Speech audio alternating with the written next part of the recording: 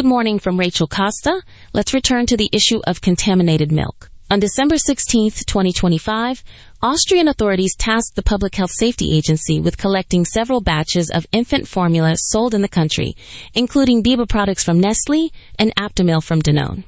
On December 24th, the results confirmed the presence of cerulide in Nestlé samples, with concentrations of 0.7 and 0.5 micrograms per kilogram of powder, exceeding the reference limits currently adopted by the European Food Safety Authority as a reference maximum dose, making them potentially dangerous. No public recall was launched. The products were simply withdrawn discreetly from the shelves of the main Austrian retail chains, Billa Plus, Billa Kaufleut, Bipa, and Sutter Ludi, without directly notifying the families who had purchased them, nor extending the alert to other member states. Only Germany was informed, because the Biesenhofen plant in Bavaria that produced the affected batches supplied the Austrian market directly.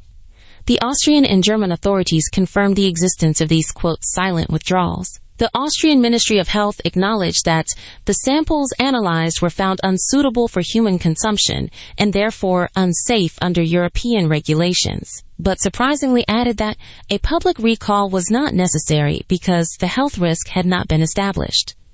In Germany, the position is similar. Federal authorities recall that when there are reasons to consider that a food is not safe, operators must immediately inform the competent authorities and adopt appropriate measures. But they nevertheless delegate the responsibility for discreet withdrawals to the lander, in particular to the Ministry of Agriculture of Saxony, where Nestlé's German headquarters are located. The ministry, contacted by the investigative units of Radio France, RTS, and RTBF, confirmed that, quote, since December 24, 2025, some products manufactured in Biesenhofen had already been withdrawn from the market as part of a discreet recall in close coordination with Nestlé.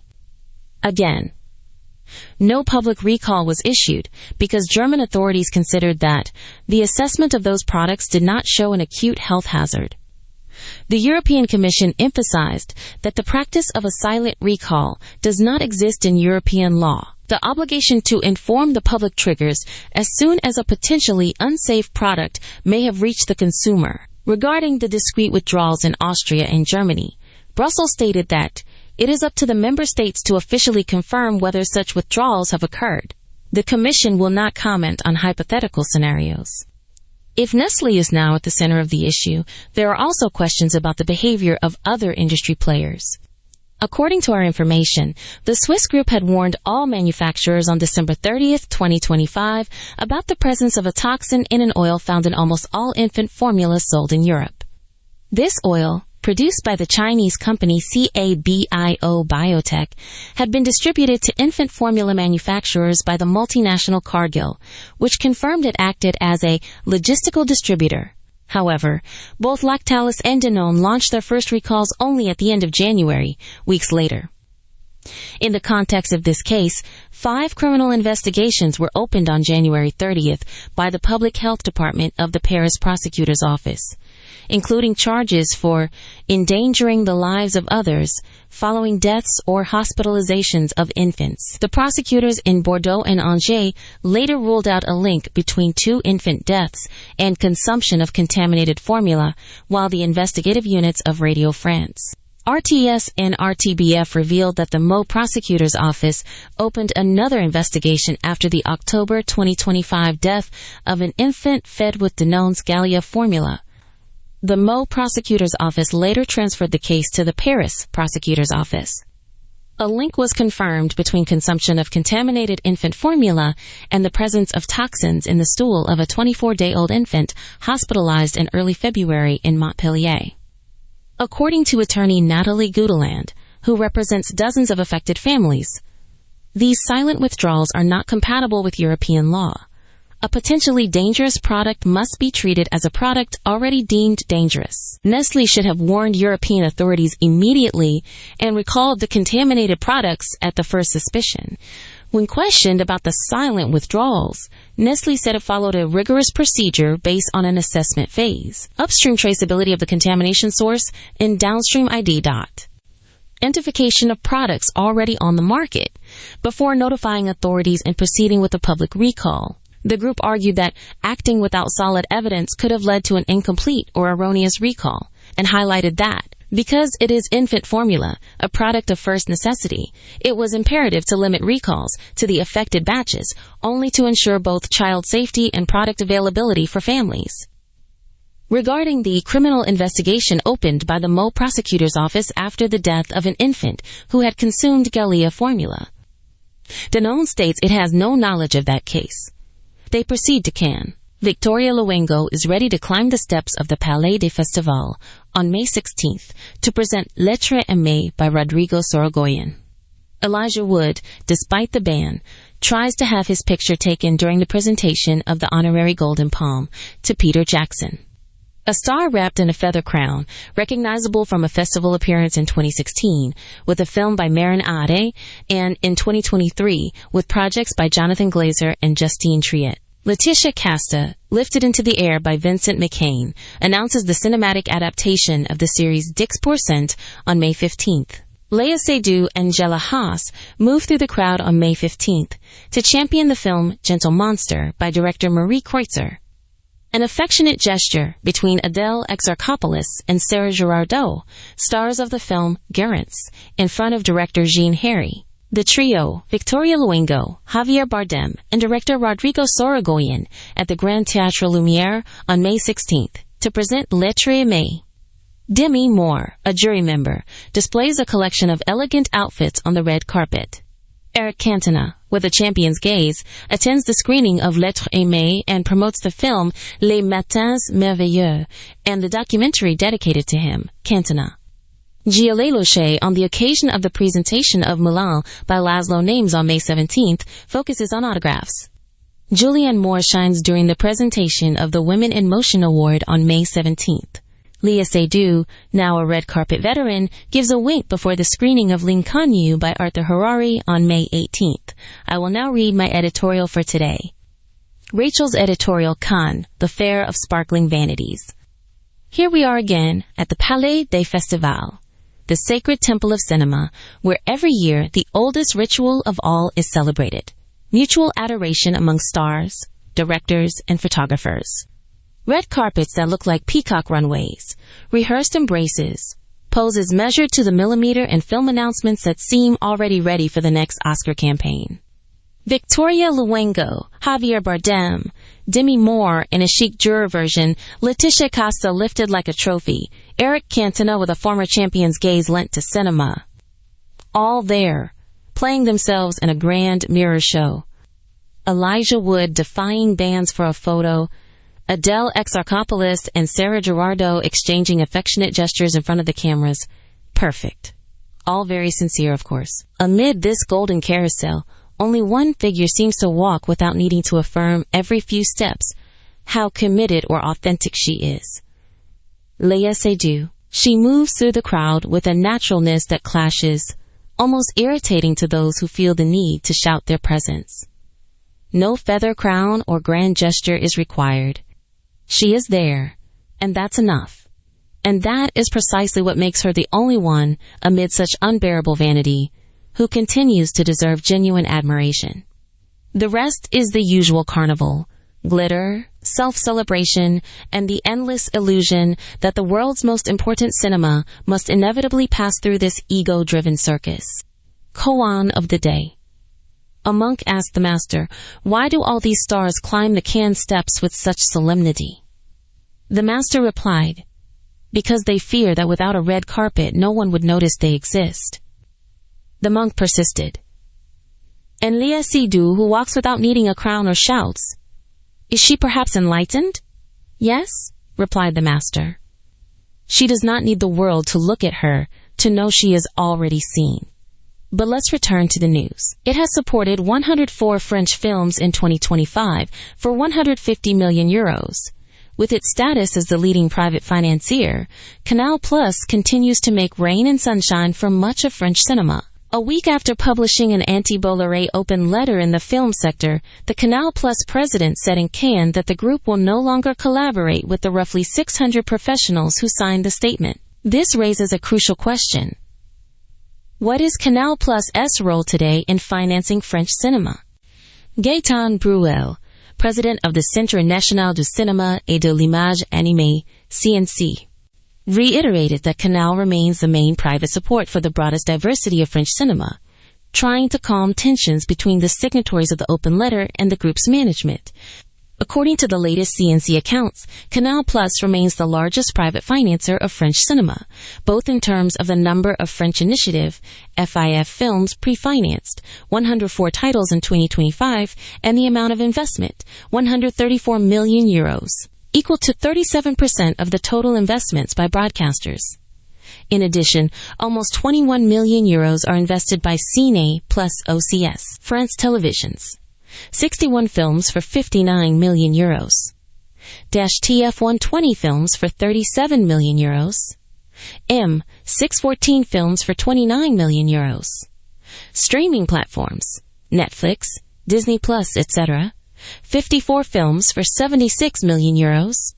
An Arcom report, which uses a different methodology, indicates that in 2024, Canal Plus accounted for almost half, 49% of broadcaster investments in film production, with 216 million euros. The other main players are France Televisions, 15%, 66 million euros, TF1, 11%, and M6, 6%. On-demand platforms together contributed the remaining 11%. Data for 2025 are not yet available. The CNC emphasizes that broadcasters are not the only ones financing French films.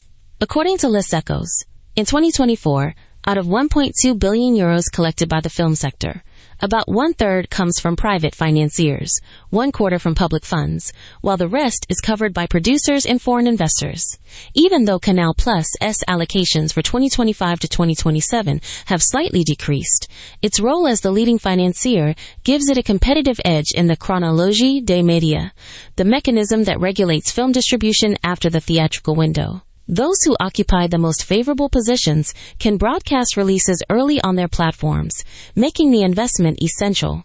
In January 2025, Disney negotiated a reduction of the distribution window for Disney Plus from 17 to 9 months after theatrical release, committing to invest 25% of its local net revenue in Europe and in France. This move irritated Maxime Sada because Canal Plus was used to a 6-month window, only 2 months after DVD, Blu-ray, and VOD release. In response, Canal Plus announced an investment plan of at least 480 million euros over 3 years, 150 million in 2025, 160 million in 2026. 170 million in 2027, while keeping an annual average below 200 million euros of the previous years. At the same time, the group acquired 34% of the capital of UGC, the third largest chain of French cinemas, with the goal of reaching 100% by 2028. This strengthens Vincent Bolloré as control over the entire film production and distribution chain, from financing to screening on big and small screens. This article summarizes Canal Plus' dominant role in financing and distributing French cinema in 2025. Fact check by GPTOSCNTB. Incidents in Lille, Milan, Thailand, and even the United States. Swatch acknowledges problems on launch day of its collaboration with Audemars Piguet amid an immensely high demand. Swatch states it recorded an exceptional demand for the new collaboration with the independent watchmaker Audemars Piguet. The launch of the Royal Pop collection on Saturday, May 16th, caused massive crowds in several countries, forcing some boutiques to close temporarily. According to the Swiss group, about 20 stores out of 220 worldwide locations involved reported incidents. The main causes were extremely long queues and sometimes insufficient security devices in shopping centers. On launch day, we had problems because the lines were enormous and the organization was not sufficient to contain the crowd, Swatch said. Even before opening, hundreds of enthusiasts and retailers have been queuing for days. In several cities, the situation escalated, requiring police intervention and immediate store closures. The response to the Royal Pop collection is phenomenal, and the demand is immensely high, the group added, comparing the launch to the success of the Moonswatch in 2022 with Omega. Among the most notable incidents, in Chesnay-Rocancourt, Yvelines, about 300 people were dispersed by police forces using tear gas. In Lille, some customers reported physical violence in the queue and intend to file complaints. Altercations were also reported in Milan and crowd movements in Thailand and the United States, while Japan remained untouched. Swatch clarified that, as happened with the Moon Swatch, the situation normalized after launch day, especially after announcing that the collection would be available for several months, reducing pressure on the first days of sales. The collaboration with Audemars Piguet follows other successful partnerships, the Moon Swatch, CH with Omega in 2022, and a collection with Blancpain in 2023. Swatch, which owns 16 brands, posted revenues in 2025 of about 6.28 billion Swiss francs, approximately 6.86 billion euros. The Moon Swatch contributed about 250 million francs in 2022 and 450 million in 2023, adding to the model created with Blancpain. Article based on press releases and official statements from Swatch. Fact check by GPT OSS 20B. French Press Review. You are listening to news from France and the Word on Centrale Milano 1575 kHz and on Radio Nice. Welcome to the French Press Review from Paris. I am Rachel Costa. The blockade of fertilizers in the Strait of Hormuz threatens global agriculture. The new Engrais plan approved by the European Commission provides several hundred million euros in funding to mitigate the rise in fertilizer prices. The fund, fed by resources from the Common Agricultural Policy, aims to support farmers affected by the naval blockade in the Strait of Hormuz, where more than one-third of global supplies pass. According to experts, the crisis already impacts food product prices, raising fears of a possible raw material shortage. The plan also calls for tighter monitoring of maritime flows to ensure delivery continuity. Member states have pledged swift implementation, although some critics fear bureaucratic delays. The issue remains at the heart of international diplomacy, with the United States and Iran in a delicate balance. Donald Trump announces postponement of the attack against Iran. The U.S. president, in a press conference at the summit with the Chinese premier, said he accepted the Gulf states' request to suspend the offensive planned for Tuesday. Serious negotiations are now underway, Trump stated, adding that the decision responds to diplomatic pressures and an assessment of military costs. The announcement was immediately met with skepticism by analysts, who see it as an internal political containment move. Some members of Congress have called for an investigation into the consistency of foreign policy. Meanwhile, energy companies are monitoring the impact on oil prices, already affected by regional tensions. The news reignited the debate on American leadership in the Middle East. The European Commission's Engrais plan, the third revealed news, is more serious than it appears. The fertilizer blockade at the heart of the Strait of Hormuz was described in an internal commission document as a, quote, particularly serious risk. Experts highlighted the vulnerability of supply chains, with repercussions extending beyond agriculture to the chemical industry and the entire fertilizer market. The plan allocates emergency funds for nations most dependent on maritime transport, but its effectiveness will depend on coordination with naval authorities. Forecasts of fertilizer shortages by year-end alarm cereal producers already grappling with fuel price hikes. The document was ominously marked confidential, raising questions about the transparency of the European decision. Gasoline prices hit new records, 2.046 euros per liter for SP95E10. The Tokyo oil market closed with a slight decline, but Italian stations recorded the highest price since the Iran-United States war. The liter of SP95E10 gasoline rose to 2.046 euros, while premium SP98 reached 2.139 euros. The increase is attributed to two factors: the Hormuz crisis reducing crude supplies and Western sanctions on Iranian oil. Consumers are demanding a government response, with calls for support for the most affected families. The energy minister promised temporary measures, but experts fear prices will stay high until the tensions are resolved. The trend may influence inflation, monitored by ISTAT. Record delays in specialist appointments. Dermatology at 32 to 42 days. A recent Doctolib and Jean Jaurès Foundation survey found that patients wait on average 32 to 42 days for a dermatology or cardiology appointment, the longest waiting times in the country. The problem is more acute in southern regions and urban areas, where specialist shortages outpace demand. Experts have proposed tax incentives for doctors taking temporary assignments in medical deserts. The Health Ministry announced a hiring plan, but results will be delayed by bureaucracy. Meanwhile, patients are forced to use remote consultations or travel to other regions, worsening health inequalities. Canal Plus is the largest private financer of French cinema. The data revealed at the Cannes Festival show that Canal Plus supported 104 French films in 2025, investing €150 million. The group confirmed its role as rain and sunshine for the film industry, especially during a period of uncertainty for local productions. However, some directors criticized the over-reliance on a single financier, fearing creative freedom is limited by commercial criteria. Management defended the model, arguing the partnership ensures continuity of French production. The discussion intensified at the press conference, with cultural authorities calling for greater diversification of funding sources. Swatch and Audemars Piguet, chaos in stores and staggering demands. The launch of the Swatch-Audemars Piguet collaboration sparked kilometer-long queues in Lyon, Milan, and even Thailand.